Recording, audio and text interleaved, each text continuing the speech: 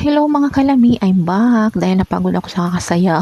So magluto naman tayo ngayon ng ating chicken curry with green curry paste from Thailand guys, diba socialera.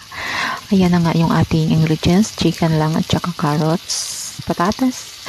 Igisa lang natin saglit, prito para mag-brown. Tapos ayan na nga, maggisa na tayo ng onion at saka garlic, hindi yan mawawala.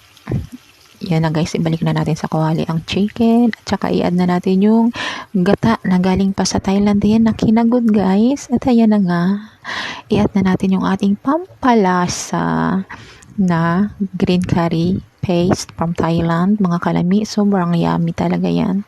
Maanghang siya, di ba?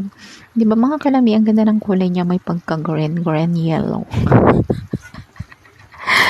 Yan lang guys. Wala ka na kailangan i-add ng mga ingredients kundi patatas lang at saka carrots. Ayusin mo lang siya para medyo okay naman yung texture niya, 'di ba?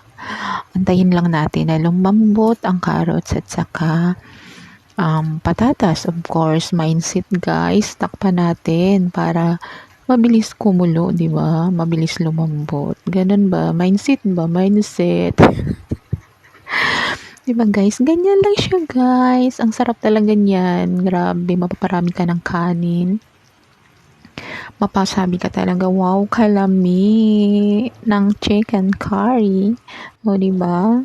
Ganda ng ano niya, ang ganda ng texture niya. Yum, yum. Thank you for watching mga kalami.